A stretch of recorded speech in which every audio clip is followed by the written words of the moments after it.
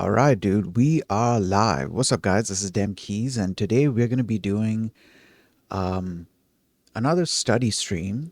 We're going to be carrying on with learning about Google AI Studio and how to use the Gemini API. Uh, Dude, I've been seeing people doing a bunch of cool stuff with the Gemini API and even with Google AI Studio.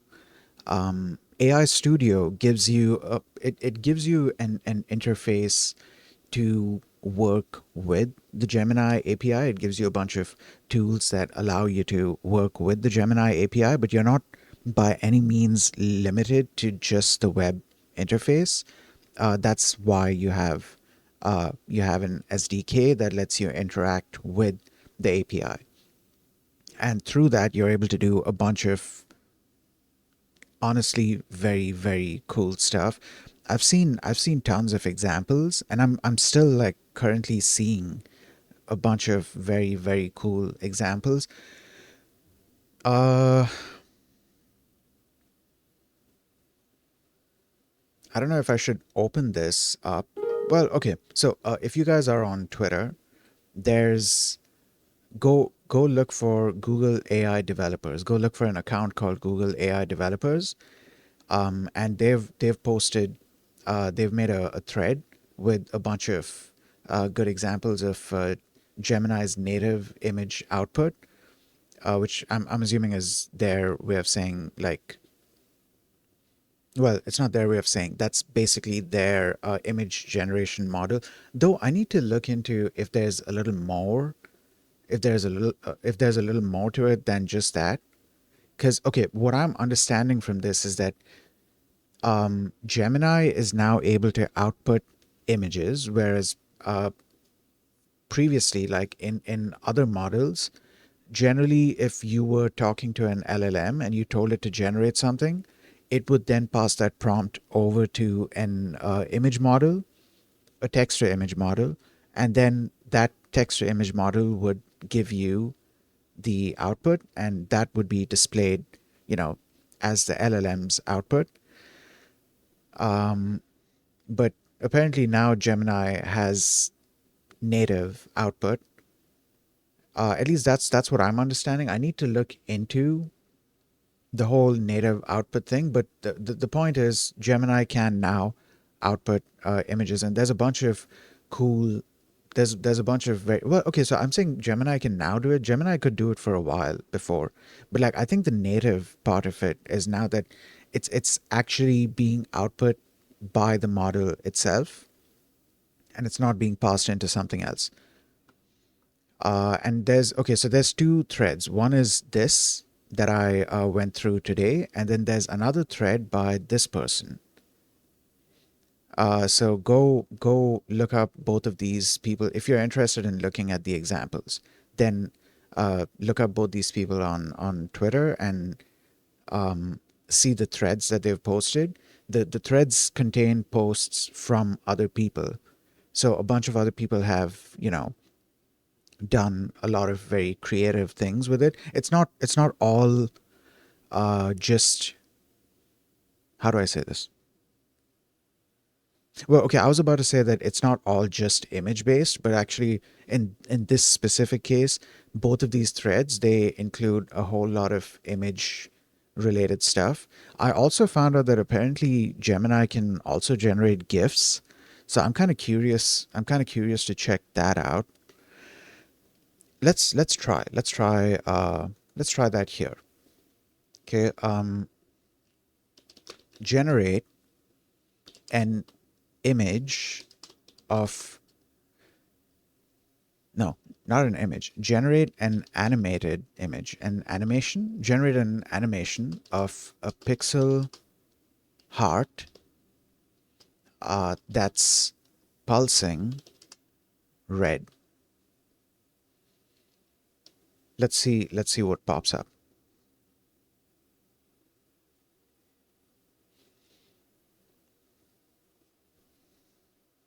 Okay, this can't directly do it. Uh, Image creation capabilities. are only enabled for the Gemini Flash experiment. Okay, all right, let's copy this. Do I have access to it? Okay, so let's try it with this. Can I rerun this? How do I rerun the prompt?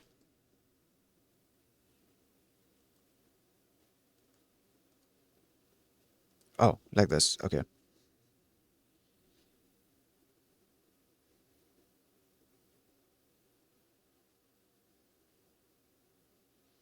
Okay, that's an image.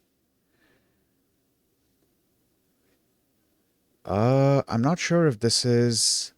Okay, this is a PNG.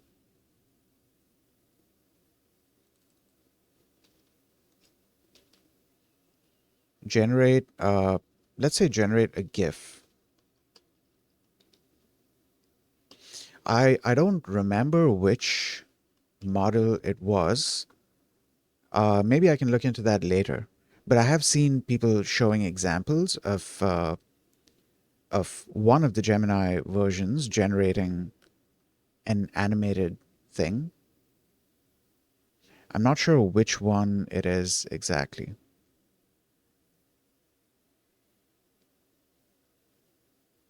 Yeah, I'm gonna have to look into that because I did see a bunch of examples.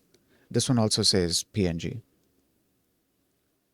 Yeah, I did see a bunch of examples, but yeah, I need to look into it. Okay, cool. So, we are gonna carry on reading. Okay, should I mean, I've titled the stream, Google AI Studio and Gemini. I was about to say, should I do this or should we carry on reading up on the ML crash course? Because there were some interesting things that I do want to look into.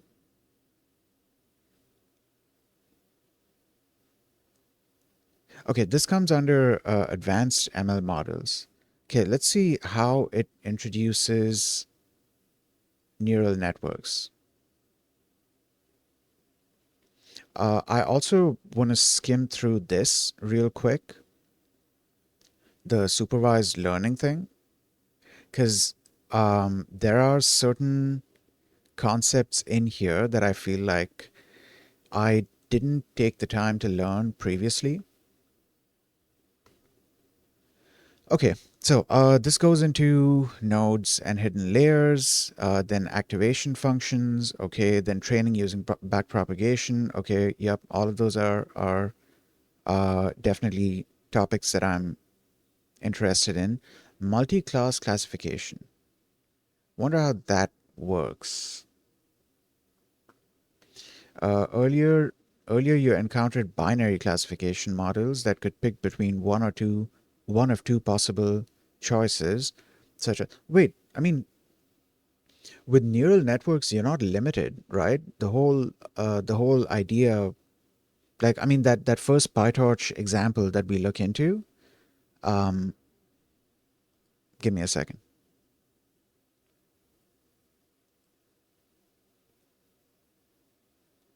That first PyTorch example that we look into, um, the thing with the fashion MNIST dataset where we are able to classify images as being a certain type of clothing, that's not binary classification, that's definitely multi-class, right? In this section we'll investigate multi-class classification models which can pick from multiple possibilities. Yeah, okay, cool.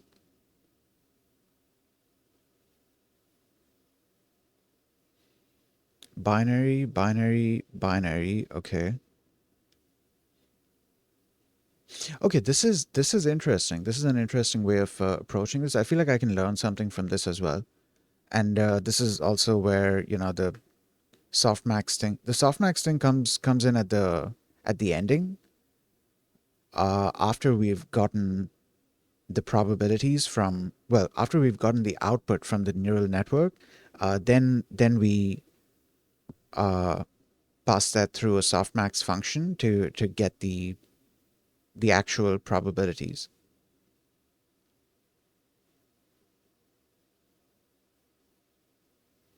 Full softmax and candidate sampling.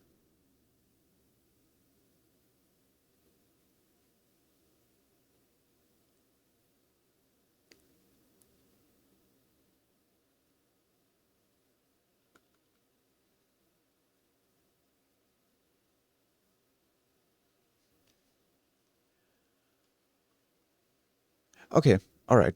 Uh, what comes next? Then we have embeddings.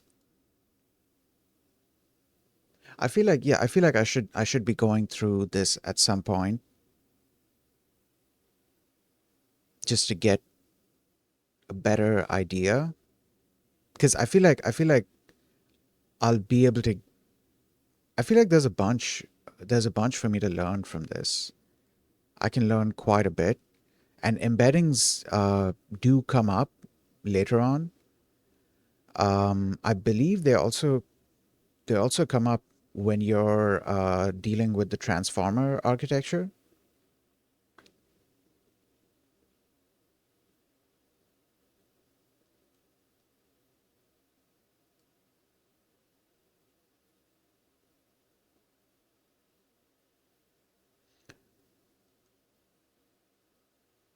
Yeah. Okay. All right. I should probably write this down somewhere, and maybe I'll look into this later on myself. Because I need to. It's one of those things where it's just a whole lot of reading for me to do. So I can do this like later on. What is this? Working with numerical data? How a model yeah, this is okay, this is great. This is great. This is great. It actually covers a bunch of different concepts. Yeah. Okay. All right. Which one is this? It just says ML concepts. Is it under ML concepts or under crash course? I think it was under crash course.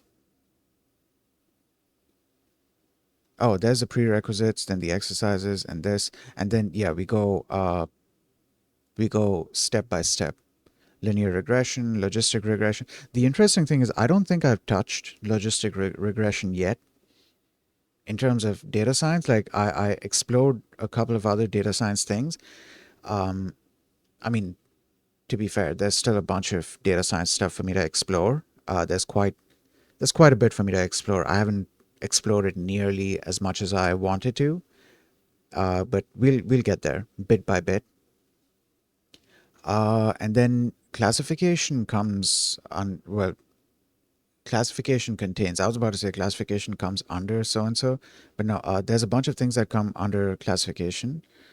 Um, and I guess I can explore these as well. So the good thing here is that this introduces you to various data science related um, concepts, and then it still remains on the topic of deep learning, and in this case, machine learning. Well, it becomes deep learning once you go into neural networks. But yeah, it remains on the topic of machine learning, and it still involves various data science things. So you still get to learn about data science related stuff. And this is also something that I want to explore. Actually, these are a bunch of interesting concepts for me to look into. L2 regularization, I haven't had the chance to look into that. Overfitting is definitely something that I need to look deeper into. Model complexity, interpreting loss curves, dividing the original data set, transforming data, imbalanced data sets. Yeah, okay. So how do I write this down? I guess just ML crash course, right? Just ML concepts crash course. And then what comes after? Okay, so let's go to the ML concepts thing. So we have the crash course here. Let's browse the course modules. Okay. Okay, okay. And then it goes into, wait, where's the advanced stuff? Yeah, here. Okay, all right, great. Uh, and then what? Hold on. So we have ML concepts, and then under machine learning, what comes after ML concepts? We'll get back to Google AI Studio like soon. Oh, damn. Okay. So this is under foundational courses, and this is the machine learning crash course. This was intro to machine learning, which I opened up already, and there was actually there's a tiny bit of reading to do in intro to machine learning as well. Um, and then the rest of this, I don't think I'm gonna look into it because there's a bunch of actually okay, nope, hold on. Uh, nope, these are necessary. Yes, these are definitely necessary. Holy shit, dude, there's like a wealth of knowledge here, dude. This is crazy. There's so much to look into here. I should bookmark like this entire thing.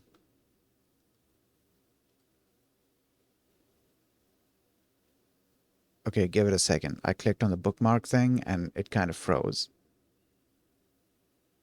Okay, there it is. All right. Uh what does problem framing contain? And these I'm interested in looking into these because a bunch of these are they also contain various data science related topics in different ways. Clustering, for example, I think k-means clustering might be involved here. Decision forests. I don't know if this is going to involve decision trees in some way or if decision forests are like their own separate example or their own separate thing. Then we have generative adversarial networks. GANs create new data instances that resemble your training data. Okay. Image classification. Okay. Let's take a look at GANs real quick.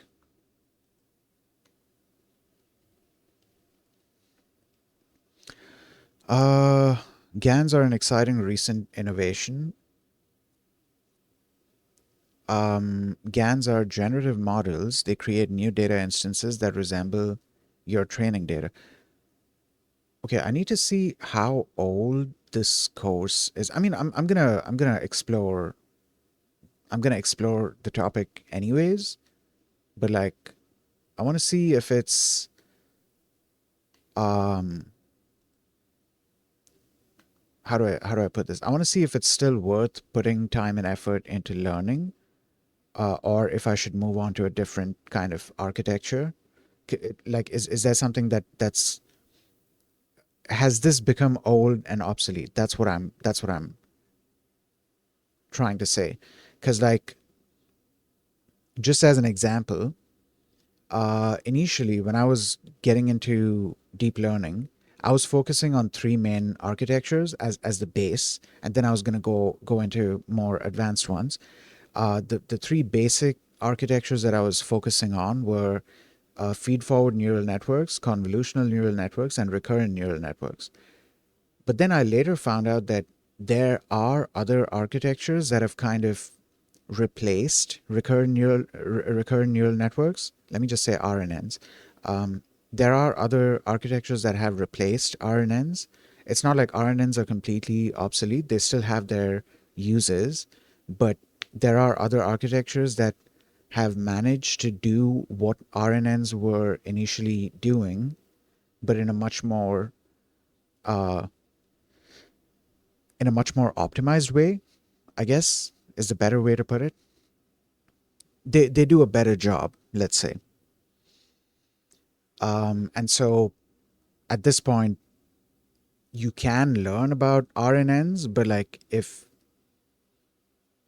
I don't know how to frame this, because like I'm still gonna learn about RNNs, even though I'm pretty sure I'm not gonna be using RNNs a whole lot. I'm still gonna learn about it. You know what'll be funny? If it turns out that I'm definitely going to be using RNNs later, that would be hilarious. Because the way I'm seeing it right now, based on the research that I've done, it doesn't seem like I'm going to be using RNNs specifically. In place of RNNs, there are other architectures that might be used. I think I think the transformer architecture is one of them that kind of replaced RNNs. But again, I guess I'll find out once I actually start using, once I start building these architectures. Okay, so at the very least, this goes into the concept of generative models. So I feel like I should explore this.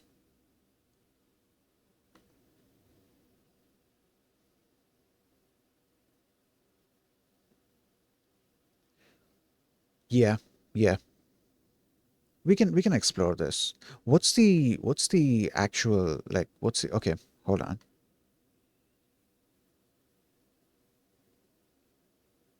How are we implementing these things? The discriminator in a GAN is simply a classifier.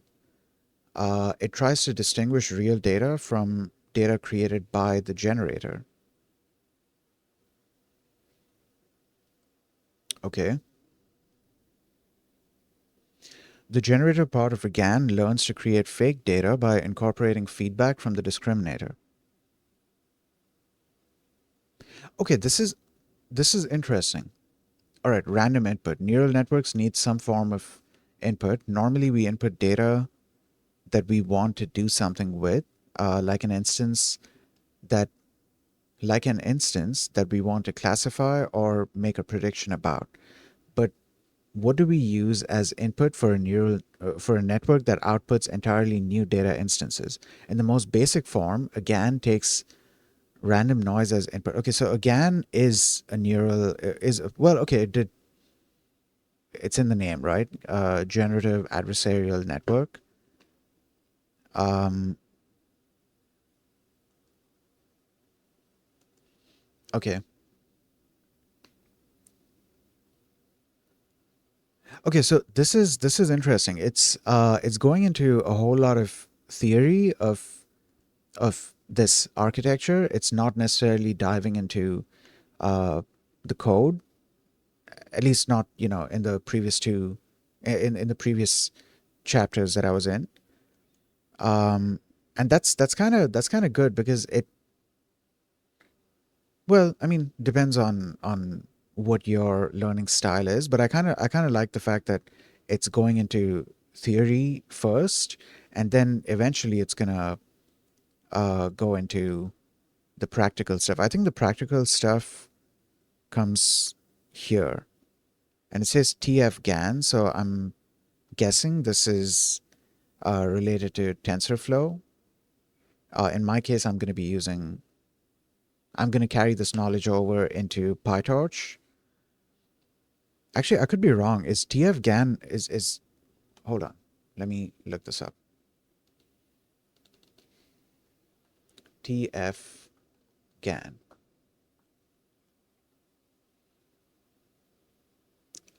Tooling for creating GANs in TensorFlow. TF GAN is a lightweight library for training and evaluating generative adversarial networks. Can be installed using pip and so and so. Okay, all right. Okay, cool, great. So we can move on from GAN. I'll be holy shit. Just when I thought that I was gonna, you know, just do this course, suddenly now I'm doing a bunch of these other things as well, which it's not really a bad thing because it's gonna, oh, you know what we could do? This could be a part of data science lab because this is gonna introduce us to the different concepts. Yeah, I like that. I like that. Because like as it is, I would be picking like a random a random data science related topic off of like scikit-learn, for example, and then we would be exploring that. Like we explored confusion matrix, for example. I think I'd also explored k-means clustering during one of the mute streams, and a couple of others as well. But here we can do it through this course, because this course is gonna involve a couple of, like, let's take a look at cluster. Wait, did I open that up? I didn't open that up.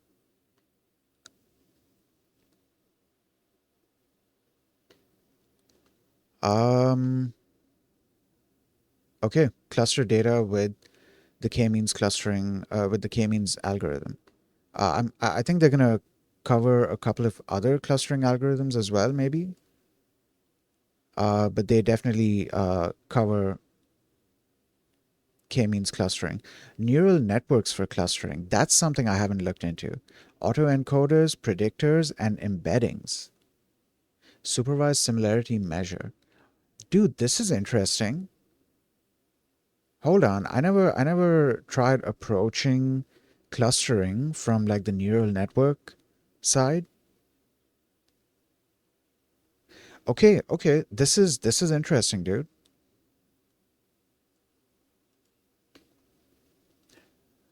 Let's take a look at recommendation systems. Wait, what comes under this problem framing thing?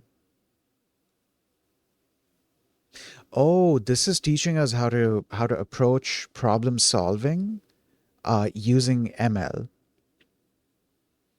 It even mentions here, Introduction to Machine Learning Problem Framing teaches you how to determine if ML is a good approach for a problem, is if ML is a good approach for a problem, and explains how to outline an ML solution. It's a pretty short chapter, but this is going to be useful, because this is okay. How do I explain why this is important? This is important because, okay, uh, you can learn about a bunch of different ML models, right?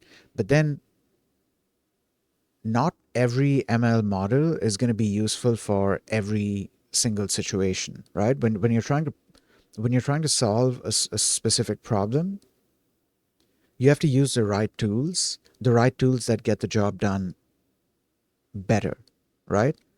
And that's where this comes in.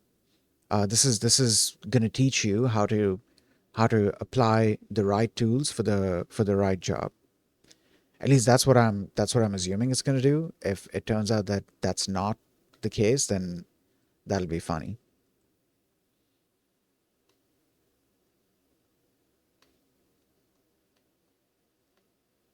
Yeah, yeah, okay. Um, I can look into this later on. Decision forests, recommendation systems, image classification, text classification, good data analysis, deep learning, tuning playbook, intro to responsible, okay, adversarial testing for generative AI.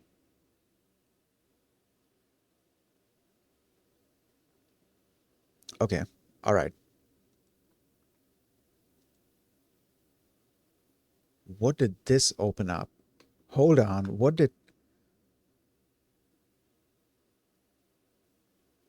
this open up? How did that open up? Was it this? Yeah, it was this. Okay. People plus AI guidebook. This guide assists UXers, PMs, and developers in collaboratively working through AI design topics and questions.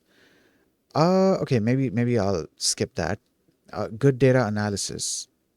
This guide describes the tricks that data analysis uses, no, an expert data analyst uses to evaluate huge data sets in machine learning problems. Yeah, I can use that. I can definitely use that knowledge. I'm also interested in this data traps. Okay, so this is recommendation systems.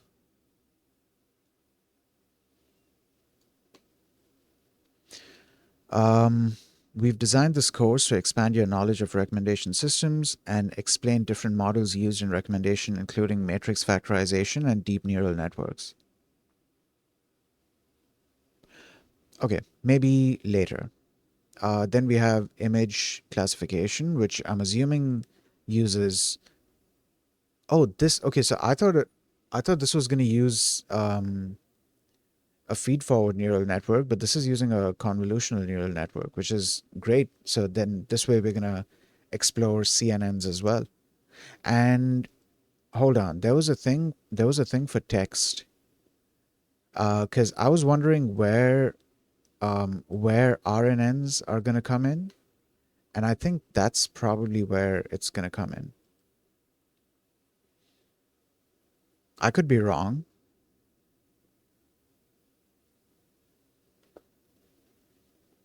Um,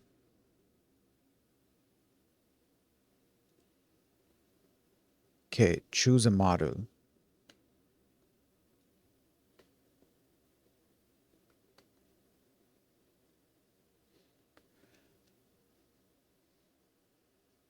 Uh, okay, you know what? I'll wait, hold on. Which architecture is this?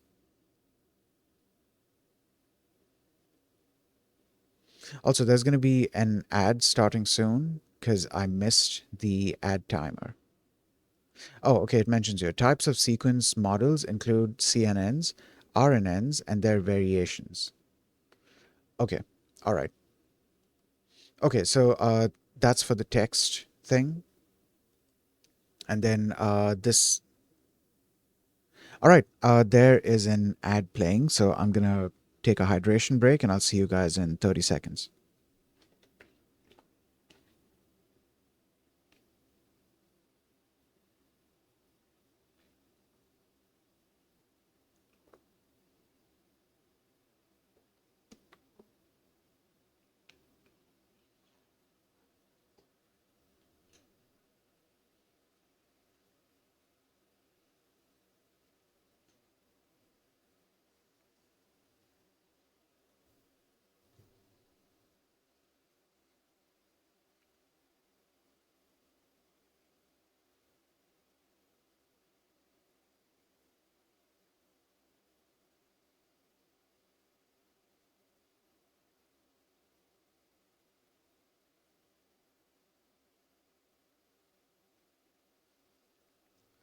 All right, welcome back.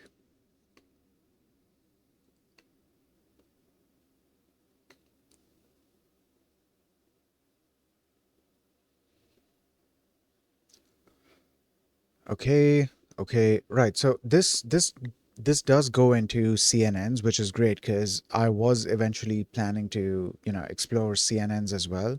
So it's great that this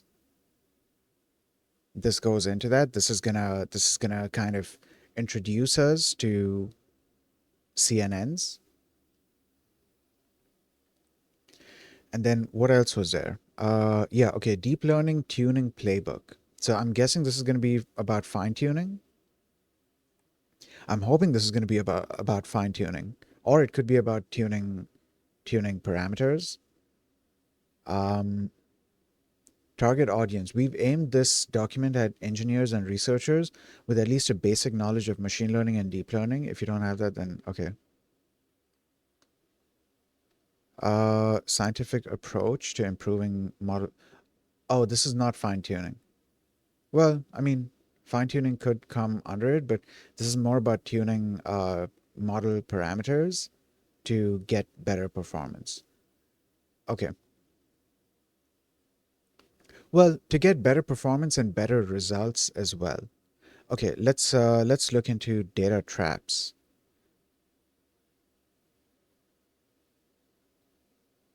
Dude, I just realized, hold on, dude. It's been half an hour and I haven't touched Google AI Studio. Maybe we should stop looking into this and uh start with this. Okay, Google AI Studio quick start. Um Google AI Studio lets you lets you quickly try out models and experiment with different prompts. When you're ready to build, you can select get code and your preferred programming language to use the Gemini API.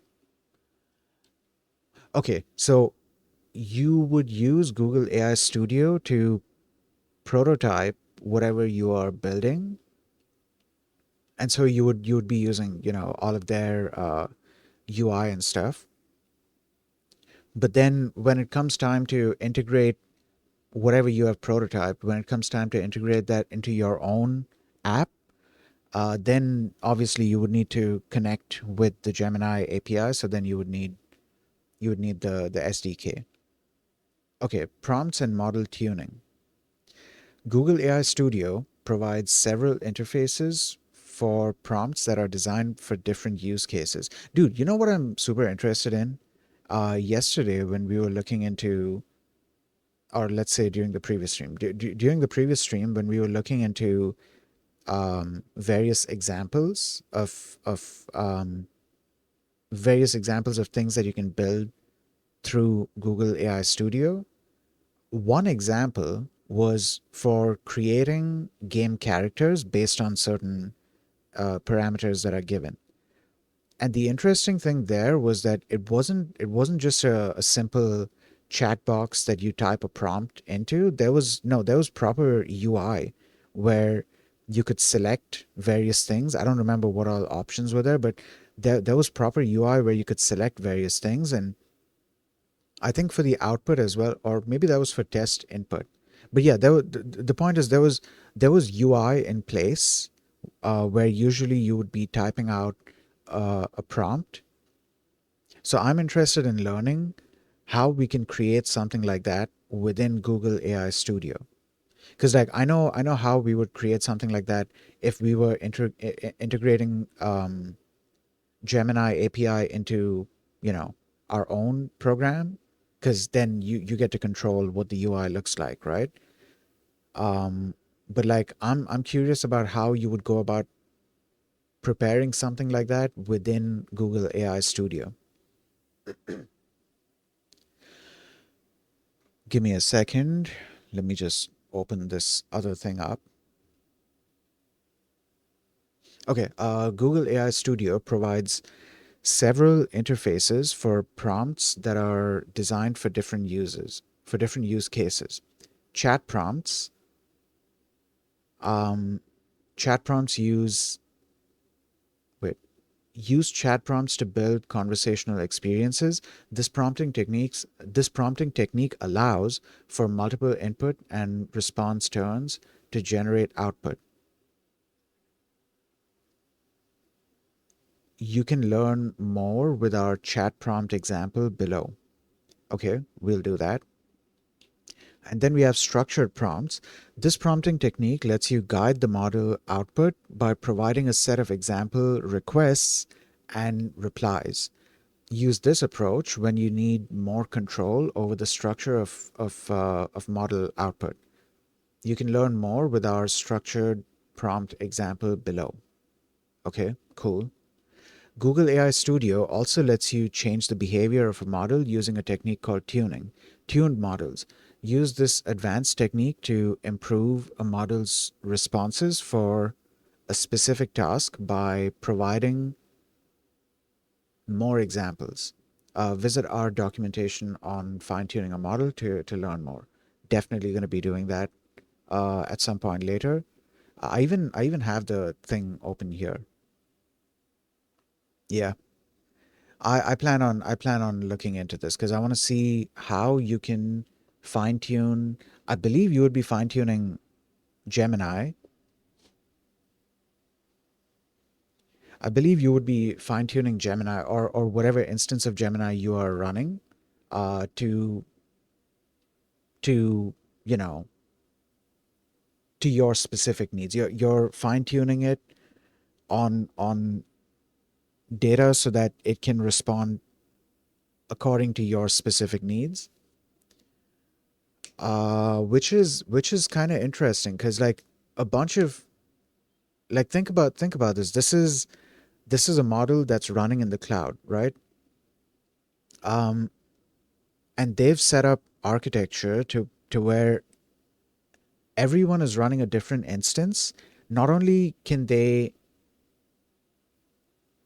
use that instance of the model, but they can also fine tune it. So to a certain extent, albeit in like a very controlled manner, they can customize the model.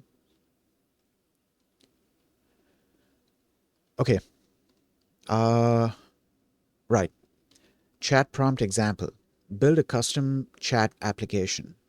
If you've used a general purpose chatbot like Gemini, you've experienced firsthand how powerful generative AI models can be for open ended dialogue. While these general purpose chatbots are useful, often they need to be tailored for particular use cases.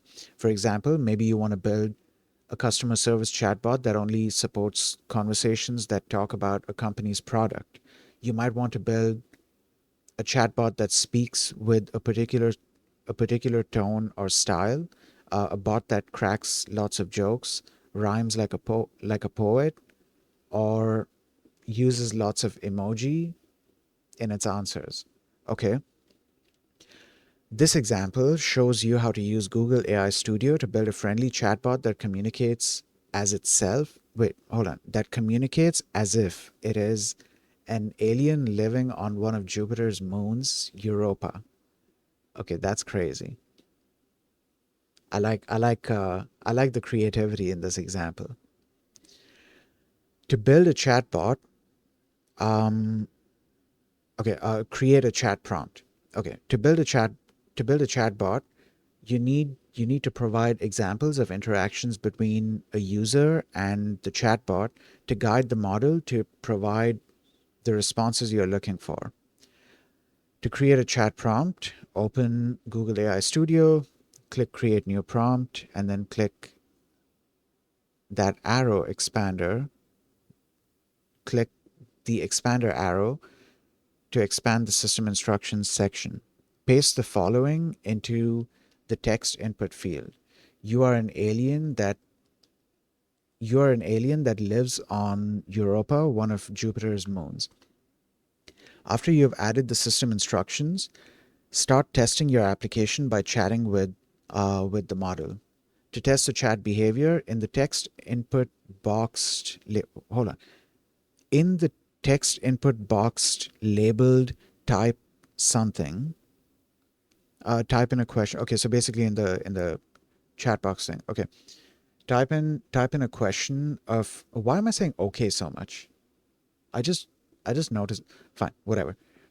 Um, type in a question or observation that a user might make. For example, what's the weather like?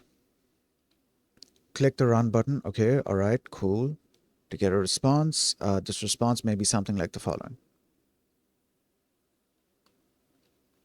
Okay, let's test that out. Right. Give me a second. Let me just run this other thing that I was trying to run.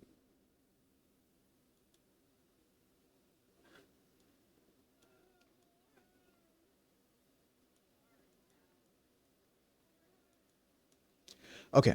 All right. Cool. So we have create prompt, and under create prompt, where was that option?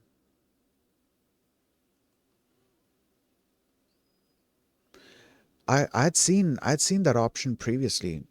It's not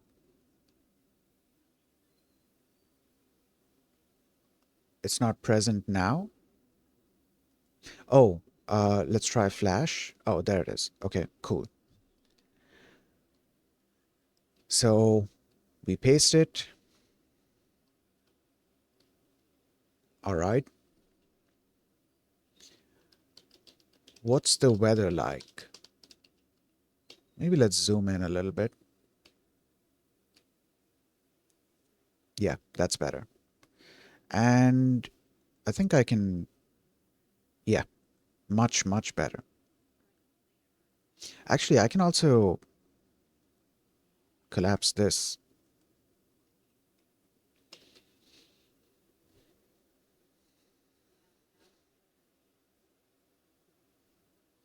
All right. Uh, let's read this. Greetings from Europa. The weather here is consistent, shall we say. It's a brisk, oh God, that is crazy. That is cold, cold. We don't really have seasons in the way you might on your planet. The sun is a distant, pale glimmer, and Jupiter looms large in the sky, a swirling kaleidoscope of colors. Technically, there's no atmosphere to speak of, so there's no weather in the sense of rain, snow, or wind. It's a constant biting cold vacuum. However, we do experience some interesting effects from Jupiter's magnetic field. It whips around us, creating radiation storms and auroras that dance across the ice shell in shimmering patterns. So, pack a very thick parka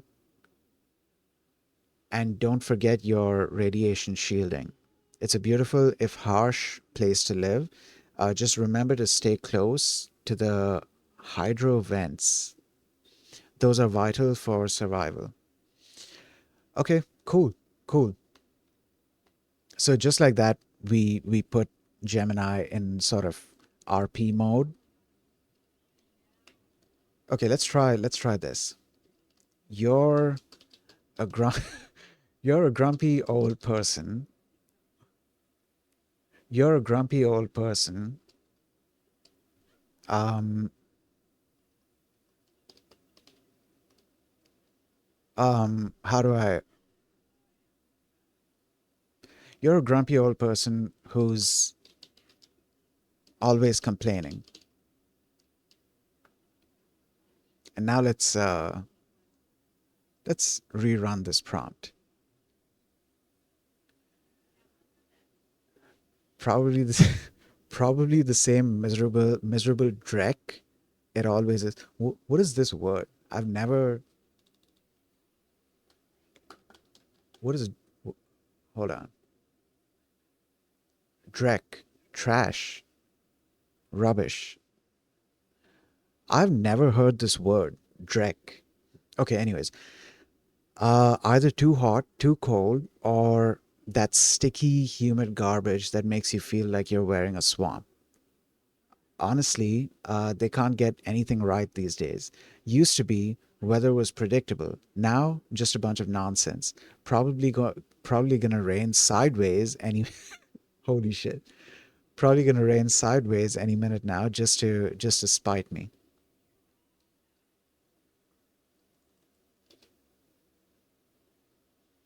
All right, let's go back to this not so grumpy version. Oh, I like this. This time it's a different oh, this is crazy. As for light, Jupiter is a massive bully in the sky. Depending on where Europa is in its orbit, we get some faint sunlight, but mostly it's just Jupiter's glow and the faint radiation shimmering off the icy surface. It's a dim, perpetual twilight broken only by the occasional bursts of radiation. Okay, let's go back to this. Teach your bot to chat better. By providing a single instruction, you were able to build a basic Europa alien chatbot. However, a single instruction is usually not enough to ensure consistency and quality in the model's responses. Without more specific instructions, the model's responses the model's response to a question about the weather tends to be very long. The sounds, what? The sounds? No, and sounds like it comes out of a textbook. Hold on, words. And sounds like it comes out of a textbook rather than a friendly alien. Customize the tone of your chatbot by adding to the system instructions. Start a new chat prompt System instructions are not modifiable once the chat session has started. Oh, I didn't know that. Okay, good to know. In the system instructions section, change the instructions you already have to the following. You are Tim, an alien that lives on Europa, one of Jupiter's moons. Keep your answers under 3 paragraphs long and use an upbeat,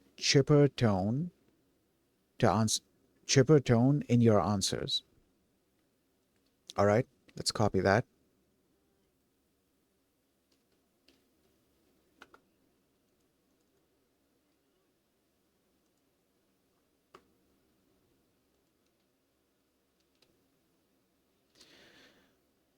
All right, re-enter your question. What's the weather like? And click run. Now your response should look something like this. Okay, it's a much shorter response.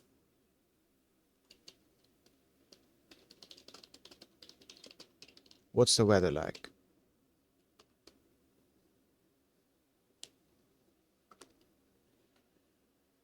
Oh God, you did not. Holy shit. That is still. So I said keep it under 3 paragraphs long, and it's exactly 3 paragraphs. Should I rerun this? I was expecting it to be much shorter. Okay, what if I change the prompt to 2?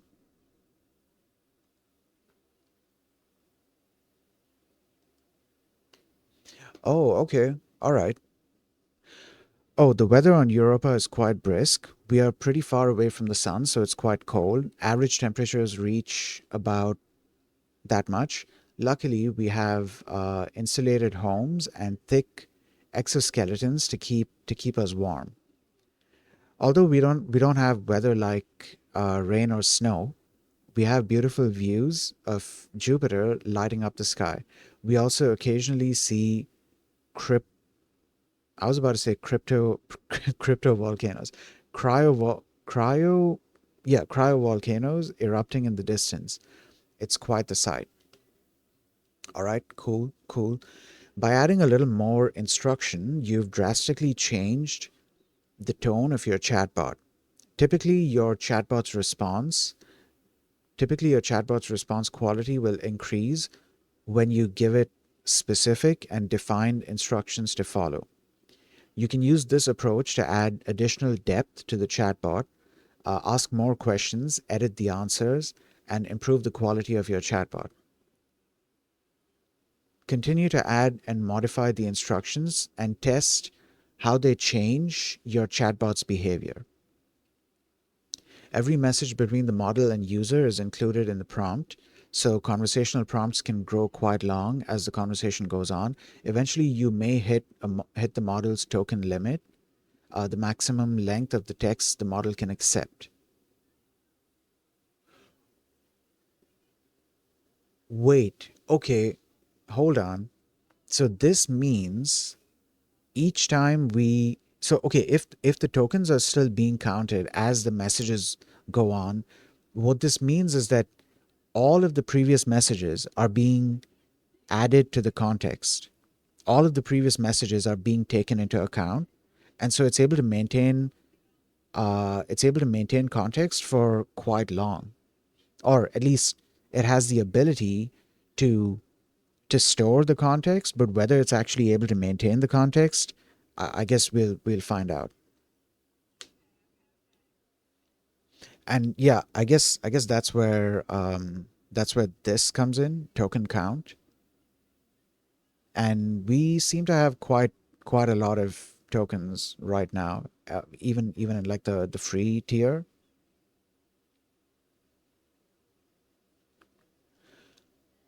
Okay, next steps.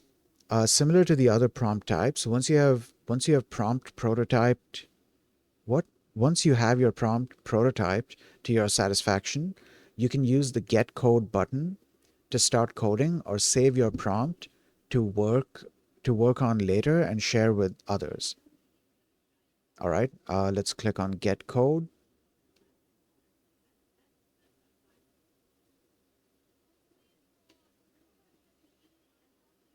So what is this gonna look like?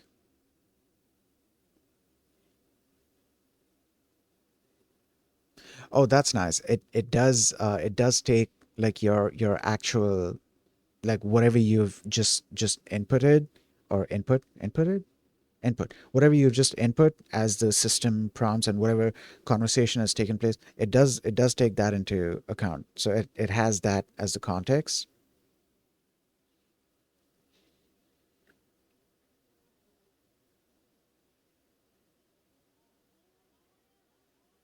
All right, dude, this is super cool. Like, this makes it easier to just kind of move this entire conversation into your program, because you have like the entire text being, like, let's have a bit of a conversation here. So do you no so how do you guys get around on Europa?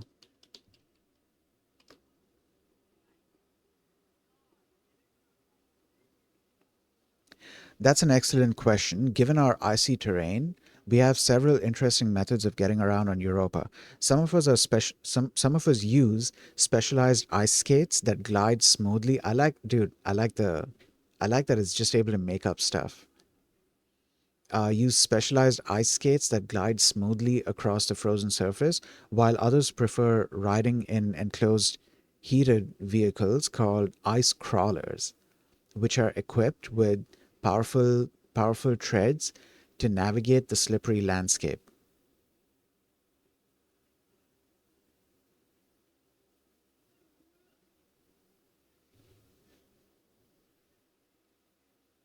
However, my favorite way to travel is by using our natural ability to manipulate the magnetic fields of Europa. We can create small electromagnetic pulses that propel us forward like little ice surfing rockets. It's super fun and efficient, but does require a bit of practice to master.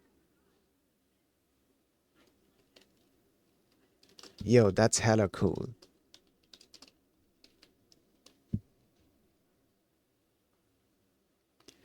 I'm glad you think so. We've had a millennia to adapt to our environment, so we've come up with some pretty neat ways to thrive here on Europa. It may seem cold and barren to you, but we've found it to be a lovely place to live. All right, let's click Get Code, and it should contain all of the conversation, right?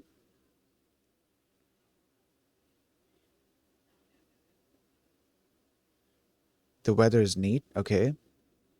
I just realized that I didn't type guys. I typed guy, but it still understood what I was talking about. And then it gave that answer, and then okay, and then okay, yeah. All right, cool. So this is great. Like, you can copy paste this into your code, and then just pick up where you left off in the conversation. And throughout this conversation, we've only used up close to 400 tokens out of 1 million. I'm interested in seeing, like, I mean, obviously right now we're just playing around. We are doing like tiny things here and there. We're still experimenting with it. But like, as I start doing more complex things with it, I want to see how that affects the token limit. That would be interesting to find out. That would be interesting to see. I also need to find out what classifies as a request, because from what I remember, they have requests per minute and then requests per day. I think it's 15 requests per minute, and which, I mean, that's still a lot. Like, 15 requests is still, that's a good amount. Unless you're um unless you're scaling this up and using it for some actual work or something. I think 15 requests per minute is, you can get by. at least with prototyping. And then it's 1,500 requests per day, which I don't think, again, unless I'm running this bot, throughout the day and constantly doing requests, I don't think I'm going to hit that 1,500 limit. So I still have quite a bit. I have quite a bit of room to play with, if that makes sense. Quite a bit of room to play in. I think that makes more sense. Either way, you get the point. Okay, structured prompt example. Build a product copy generator. Structured prompts in Google AI Studio help you combine instructions with examples to show the model the kind of output you want, rather than just telling it what to do. This kind of prompting is called few shot prompting. Interesting. I didn't know that. Let's open this up. Is this a glossary, I think? What what is about generative models? Okay. All right. Types of prompts. Oh, I should read this. This will be useful for me because at this point, like, you have generative models for not just text generation but also for image generation and audio generation and probably other types of generation that I can't think of right now. I should read this later on. Yeah, I'm gonna keep this open. I think for now I can close. Wait, I'd oh okay, that's funny. I'd already opened this previously. I think I can close the Gemini API thing because I won't be looking into that until a little bit later. I think I'm going to be doing a fair bit right now through the UI, but I like how seamless it is to move whatever work you were doing within Google AI Studio. I like how seamless it is to move from that into, or to move, not move from that, but to move that itself into your own program. That's actually super useful for prototyping because, like, dude, that's actually really powerful for prototyping because it it makes it super easy to test out something in Google AI Studio, which, to be fair, you could test it out, like, since you have access to the API, you could test it out through your own code itself. Um, but I mean, when you have when you have this UI and all that uh, makes it a little, what's the word I'm looking for? The UI, it gives you more tools to work with, whereas if you were doing it through your code, then you're limited to um, function parameters, function arguments. Okay. This kind of prompting, called few shot prompting, is useful when you want the model to stick to a consistent output format. And okay, I'm interested in testing this out because in the past, um, models did have this issue where you would give them instructions. Okay, I don't know about system instructions, but you would give them instructions at the beginning of the conversation. Once again, I don't know about system instructions because I never tried giving it system instructions. Though I feel like that's something I should explore with models that are on Hugging Face, for example. But yeah, I haven't tried. What was I gonna say? Yeah, I had this issue in the past with models where they would they would forget the context. They would slowly start to lose context of the conversation, and so even instructions that you gave them initially, they would forget those instructions pretty quickly.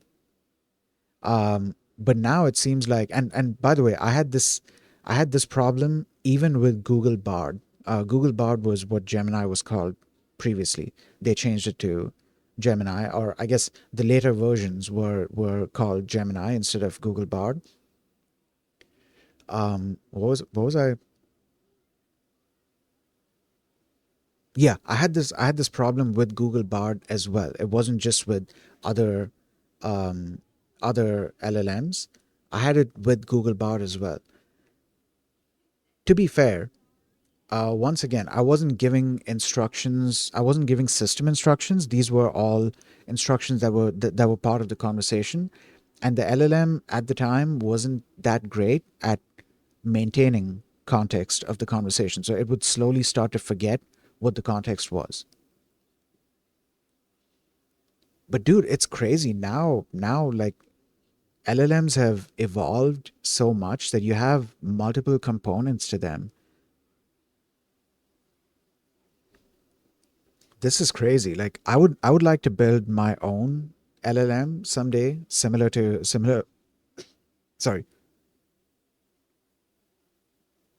similar to Gemini, but like obviously not at the scale of Gemini because there's no way that I'm going to be able to train that kind of LLM. But yeah, I would definitely like to build my own just so I'm able to learn about the different components that are responsible, that the different components that make the magic happen, um, for lack of a better term. Okay, this kind of prompting, called few shot prompting, is useful when you want the model to stick to a consistent output format, i.e., structured JSON, or when it's difficult to describe in words what you want the model to do, i.e., write in a particular style. In this section, you will see how to create structured prompts in Google AI Studio. Note, you can open similar examples directly in Google AI Studio from the examples gallery. All right, create a structured prompt. In this example, you'll create a structured prompt that generates advertising copy for products. To start, you'll define the structure for the prompt by creating two columns. Give me a second.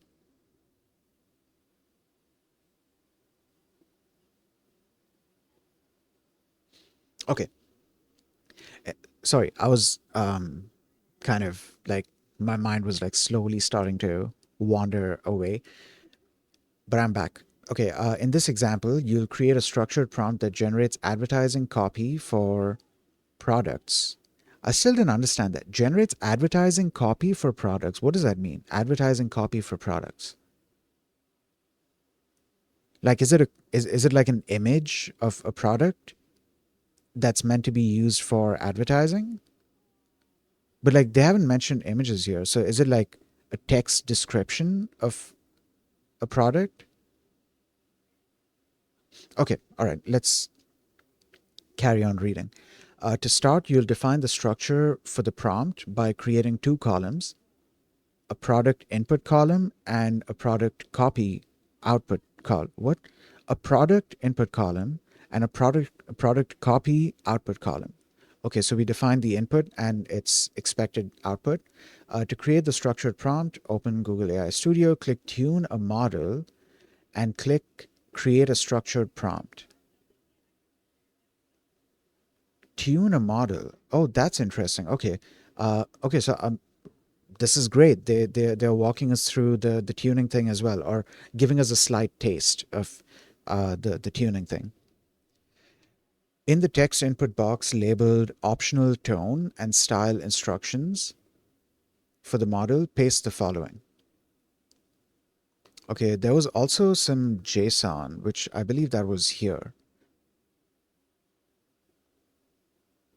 Actually, no, that was okay. That was something else. There was there was well, I don't know if I would say JSON, but like it was basically a list, like a Python list or a Python dictionary. I think it was a dictionary containing like the key value pairs. So like what was um, the input and its expected output, and then you had like a long list of it. Each of those items were examples. So you had a list of examples, and then you would pass in that list of examples to while tuning your model. I don't remember where I'd seen that. I think that was maybe in the fine tuning section. Let me just Yeah, yeah, it was here. This was what I had seen. And yeah, this wasn't one big dictionary. Apparently, this is a list, a list of dictionaries, a list containing dictionaries. Okay, all right.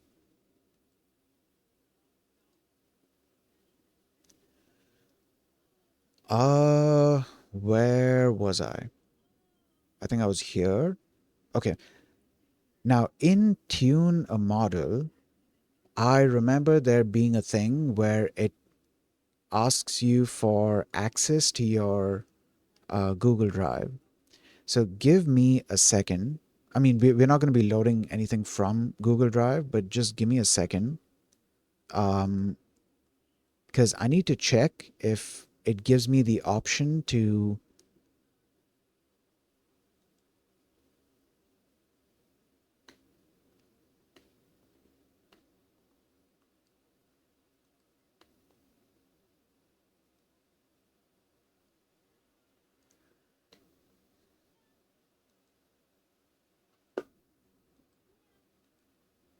You can tune a model from an existing structured prompt or create one by importing from Google Drive, from Google Sheets or a CSV.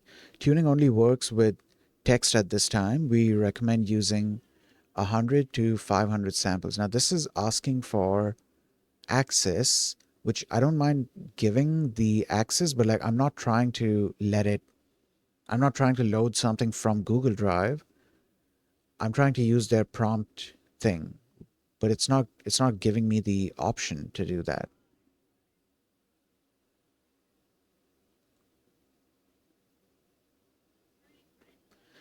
Right, give me a second. I'm still doing some stuff.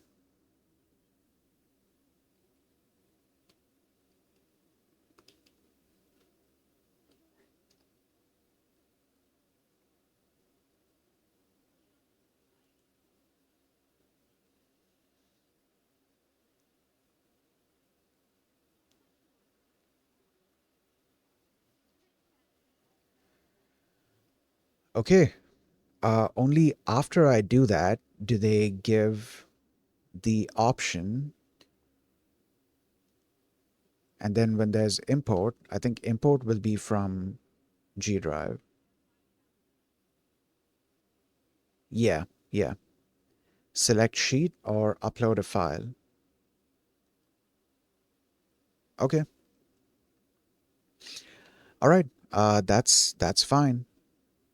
So we are gonna switch back.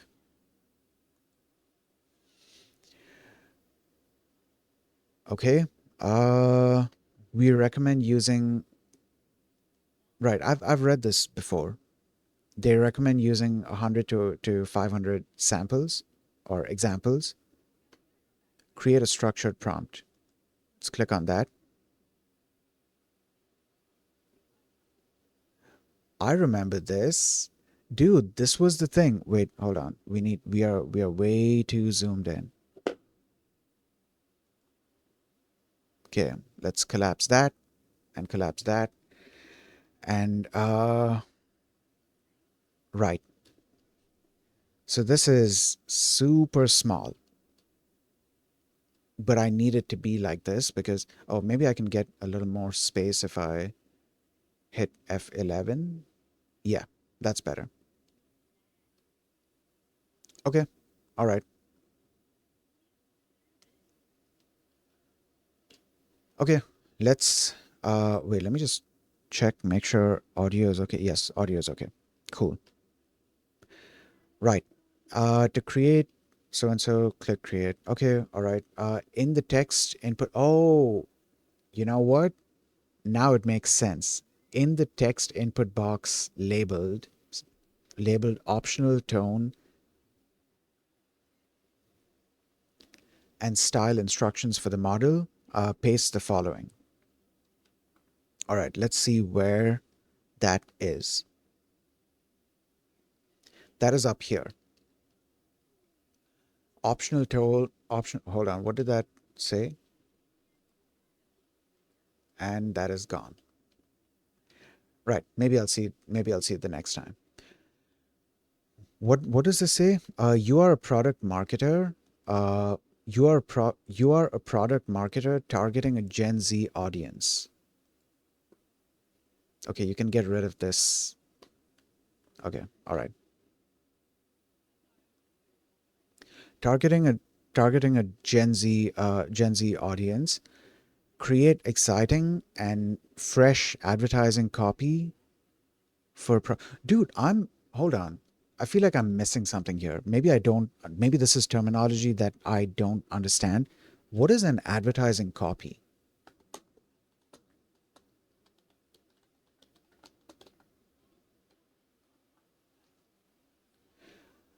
Ad copy is the written text that appears in an advertisement.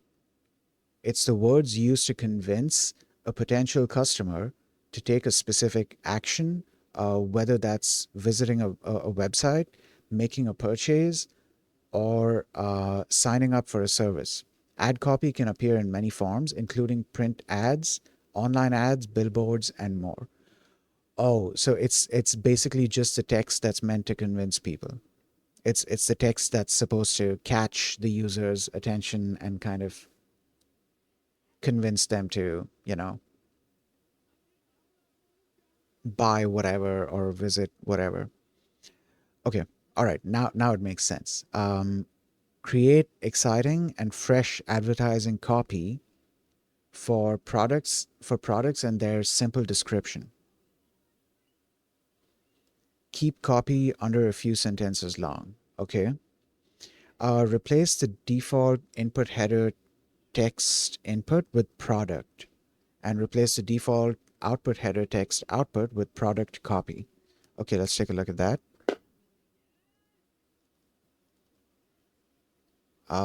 Product, and the output is product copy. Tip: adding colons to the end of the column names makes it easier for the model to parse the structure. Noted. Noted. Add examples.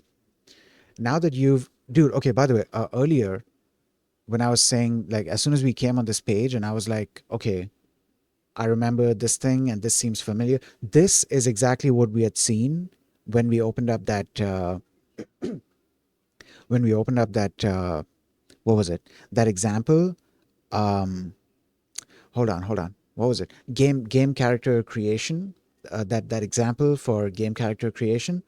When we opened that up, it immediately led to this, and I didn't realize that it was leading us to a fine tuning page. It was leading us to a thing where we create a structured prompt. I had no idea that that's what we were doing. Good to know, though.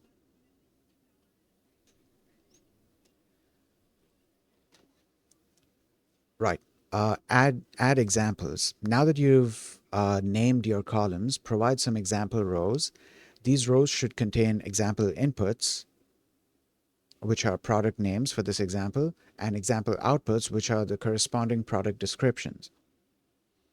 By providing the model a couple of example product descriptions, you can guide it to replicate a similar style.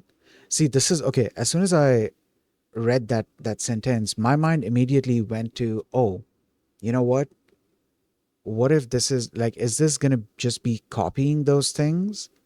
But then I was like, no, the idea with these models is to kind of learn from input and then generalize. So basically they kind of add their own noise in there, and they use the information from all the various examples to create their own new thing. They're not like, it's usually not creating like a one-to-one copy. But yeah, that was just my thought process. Okay.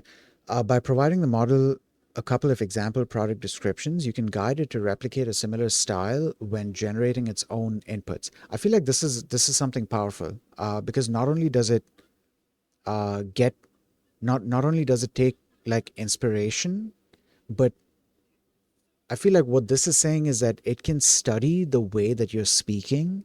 It can, what's the word that I'm looking, it can replicate not just the words but the style of speaking, the pattern of speaking. It can probably speak in that similar manner. And dude, I'm super interested in how this works on a lower level. I would actually like to implement something like this in, like, on my own, just to get a better understanding of how something like this works. Though I guess in a way that's the idea behind fine tuning, isn't it? Like, you give it examples, and then it learns from those examples, and it takes inspiration from those examples, and so it's able to then replicate the style of speaking and the tone, and I mean, depending on what uh what mode we are talking about, it can replicate different attributes of whatever the examples were. You can enter examples manually or import them from a file using the import data menu. To manually enter examples, in the top examples data table, select the field below the product header and type a product description. And then select the field below the product copy header and type marketing copy for this product.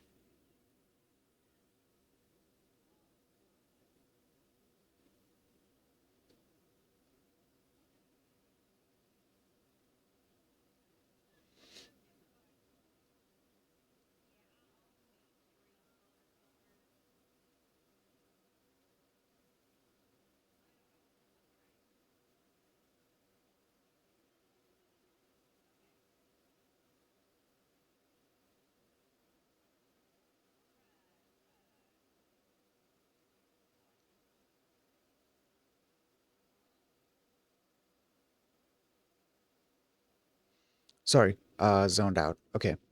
Where was I? To manually enter so and so. Okay, okay, okay. Done.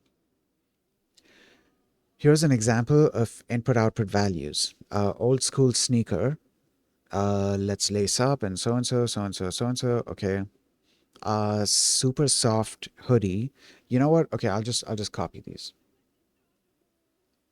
Later on, I'll look into my own. What was it? Old school sneakers. Okay. And then super soft hoodie.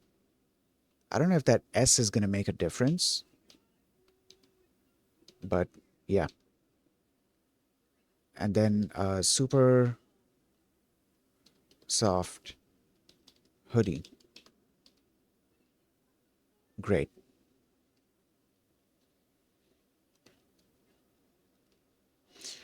Optional. To import examples from a file, in the top right corner of the examples table, click Actions, Import Examples. In the dialog, select the CSV or Google Sheets file in your Google Drive or upload one from your computer. In the Import Examples dialog, choose which columns to import and which to leave out. I like that. So it's gonna parse the entire thing, and then you can still select which columns you want to use. I like that. The dialog also lets you specify which data column imports to which what? Which data column imports to which table column in your structured Oh, okay, okay. That is useful. I'm going to use that later on separately off stream. Okay, test your prompt. Um oh, we can test it here. Oh, I was wondering where we are meant to add our, like, prompt, because I saw the button here, but I didn't see like a text box to enter the thing into.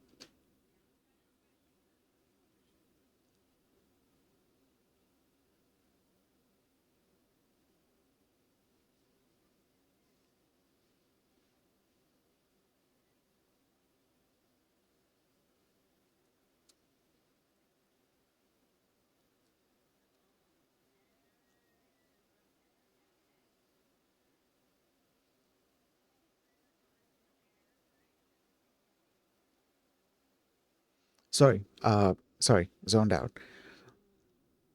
Um, Once you have the examples, okay, test your prompt.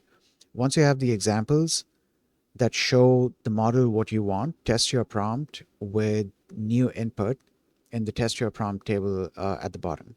For example, you could enter something like vintage baseball cap in the input column, click the run button or press enter and see what the model outputs. Okay. Um, what did that say? Vintage baseball cap.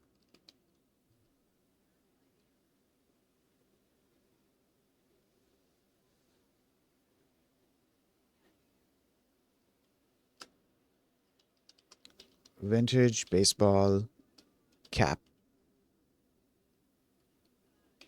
Okay. Run this. And there is our output. So it outputs the product name and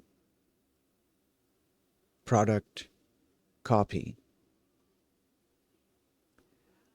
Dad vibes, but it makes you. What? No, dad vibes, but make it you. Rock this winter, rock this vintage baseball cap for for instant cool. In the previous low key accessory, what am I doing? Dude, it is so hard to read this. Give me a second. Let me. It's the perfect low key accessory to rep your vibe from class to concerts. What? And then there's hashtags. Oh my god, dude. Okay, cool, cool. Right. Review how examples are sent to the model. Under the hood, Google AI Studio constructs a prompt by combining the instructions with the examples you provide. As you add more examples, they get added to the text sent to the model. Depending on how long your examples are, you may start hitting the model's token limit. All generative AI models have a token limit, which is the maximum length of the text they can accept as input. Wait, I didn't get this. Hold on. Under the hood, Google AI Studio constructs a prompt by combining the instructions with the examples. So you're not fine-tuning the model then. You're not fine-tuning the model then. You're still just prompting it. Though, I mean, from the user's point of view, it seems like, you know, from the user's point of view, it seems like prompting. No, what did I just say? From the user's point of view, it seems like a very simple way of fine-tuning, but you're not really. Though I guess okay. I guess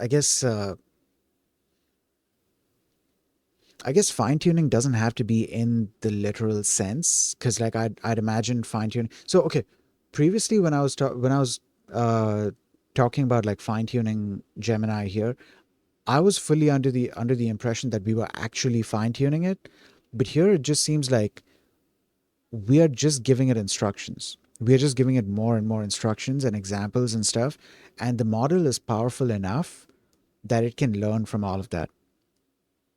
And I feel like this token limit that it has, I feel like that token limit is big enough that we can have a fairly detailed like instructions thing and examples thing, and still have enough space for tokens for the remainder of the conversation that's about to take place with the bot. As you add more examples, these get added to the text sent to the model. Depending on how long your examples are, you know what? We can see this in action. We can see this in action when we click on the get code thing. We can see what it looks like under the hood. Okay. Next steps. Once you're happy with your prompt, you can save your project to Google Drive by clicking the save button, or export it to code by clicking the get code button. You can also export the individual few shot examples to a CSV file or Google Sheet, click Export Examples in the action menu to export your examples. Right, but okay, hold on. So where are we going from here? So there's a save option, then there's this. Save is going to save it into,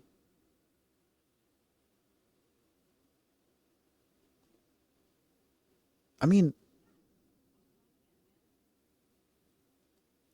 okay, there was, right, it's here. So there's supposed to be a get code option. Let's take a look at what happens in get code.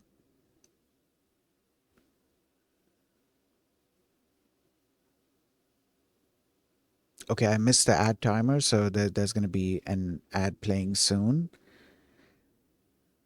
Um, Wait, this is still showing the Europa thing. Hold up, this is the wrong one. This is the wrong one. Let's try that again. Nope, it's still showing the Europa thing.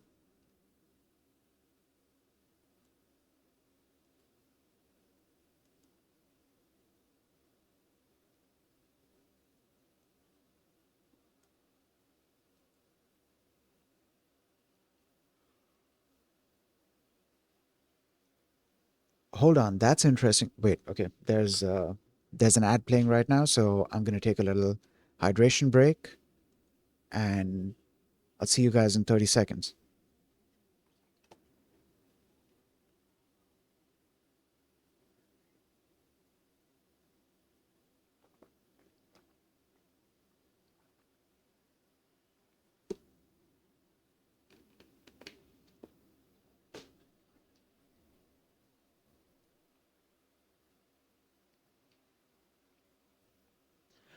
All right, welcome back. So, um, what was I saying? Yeah, it's not okay. I think maybe I need to save this thing before, like, let's try giving this a name. First tuned model. Let's save that. Oh God, hold on. Where is it saving? Where is it saving? Oh, it's saved in the library. Okay, that's good. I was concerned that maybe it's gonna force me to save it in G Drive. Okay, what about now? No, it still says that. Okay, let's try. So this is tune a model, right? Let's click on first tuned model. And now let's click on get code. And the code still says that. Okay, what am I doing wrong here?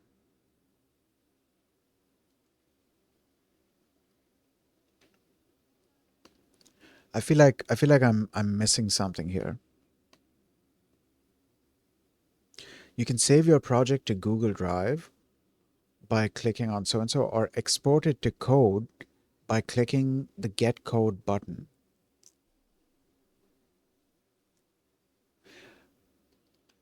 Should I maybe, I don't know, let's try refreshing the page.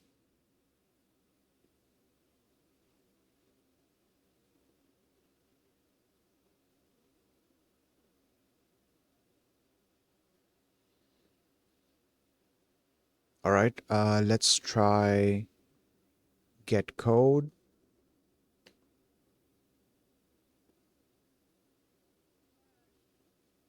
There's nothing here. I think I'm missing something.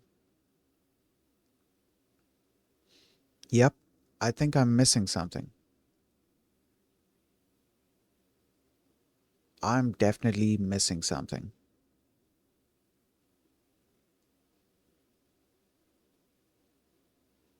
Yeah,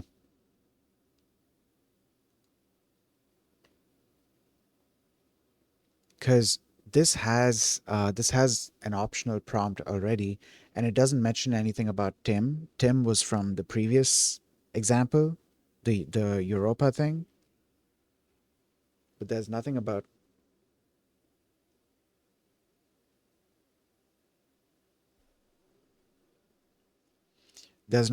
Tim in this example.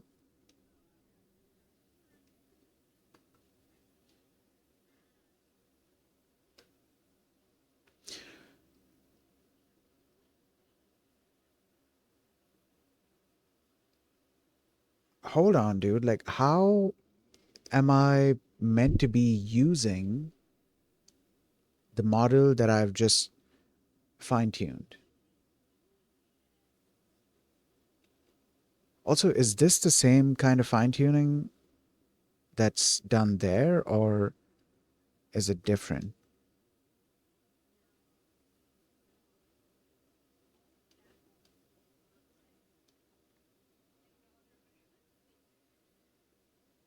Okay, this is probably a different type of tune. So, here tuning would be,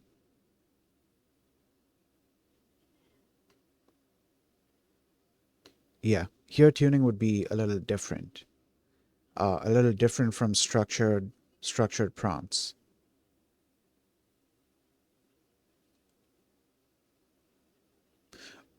Oh, back up.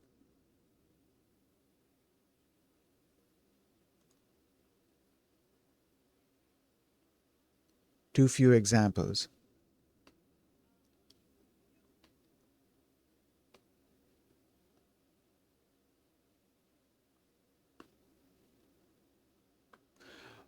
Okay, so what I created uh is the source for the samples. So I could either create one like here, or I could like directly import one from, some file or something. Not some file or something, from a file. Actually, no, either from a file or from like G Drive.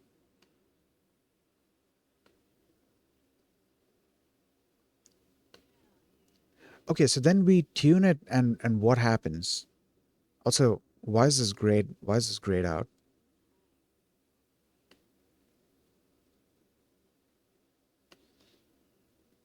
Oh, I think it's grayed out because there were too few examples. So, okay, let's try summarization instead. Pretty sure there's enough examples there, and yeah, okay, it was because of the examples thing. There's only one model available for fine tuning, but we are able to change. I guess these are called hyperparameters. We are able to change the hyperparameters.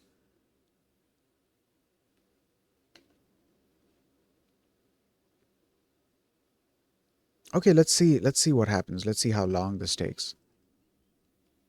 So maybe I should rename this thing. This is not supposed to be called first tuned model. Where's the name for this thing? How do I change the name?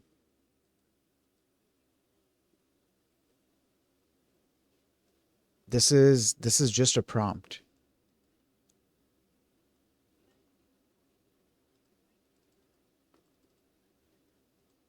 Oh, I guess I think this might be saved in, hold on, library. Under library, we have this. Okay, I was about to say this might be saved on G Drive, but I don't think it's saved on G Drive. Where's that name field gone, dude? Like, is it just like a one-time thing? You can't change the name?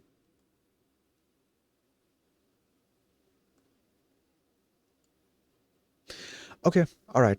I could just like recreate this. I could remake it.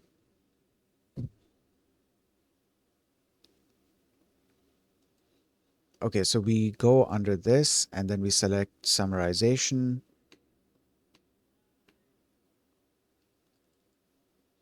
Let's say my tuned model 01. first tuned model, ignore first tuned model name, lol, that was a mistake. That is just a structured prompt. I think that's what you're supposed to call it, right? A structured prompt. That whole thing what we just did. Okay, I don't know. So let's click on tune and see what happens.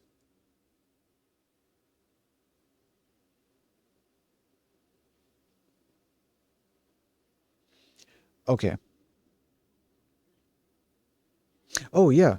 It says type structured prompt. So this is called a structured prompt, and this is a tuned model. Is it done? No, it's not done. It's in queue. Okay, yeah, well, I mean, we are using their resources, so okay.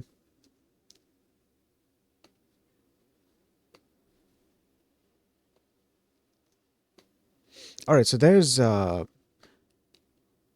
quite a bit to explore in terms of fine tuning. And I remember seeing something just now about the API as well. So what is this? Check tuning job status. You can check the status of your tuning job in Google AI Studio under the My Library tab by using the metadata property of the tuned model in the Gemini API. Okay. There was a thing that mentioned the REST API. So I'm guessing we can also start the tuning process through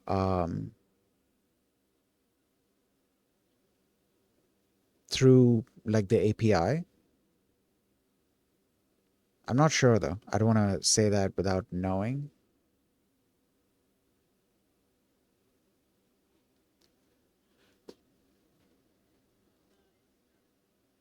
Tuning quick start with so and so. Fine tuning quick start with Python.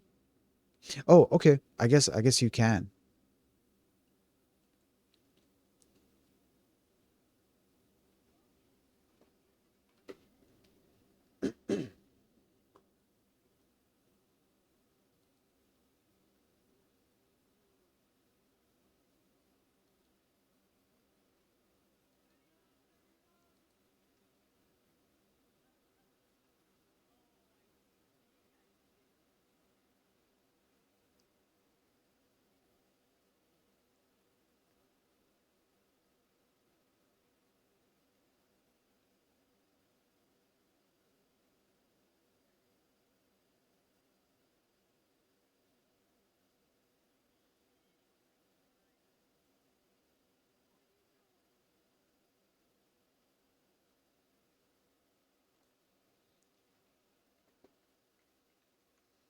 Give me a second.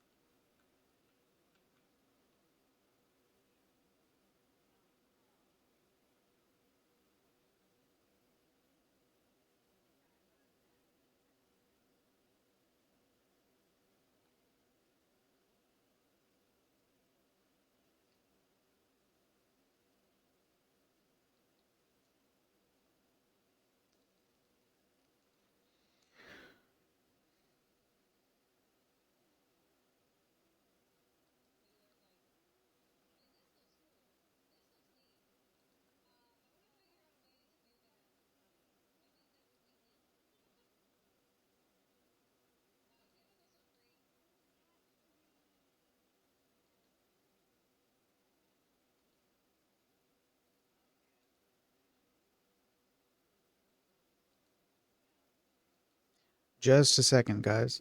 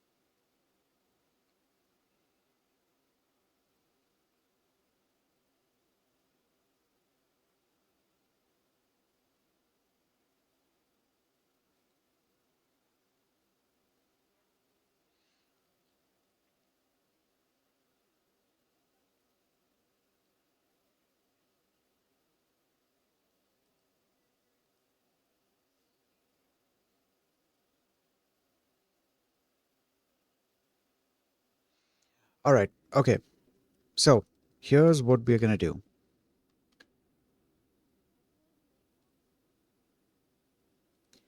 Um. Okay. Real quick, let me check if that tuning thing is done. It is done, I believe. So what happens if I click on this now?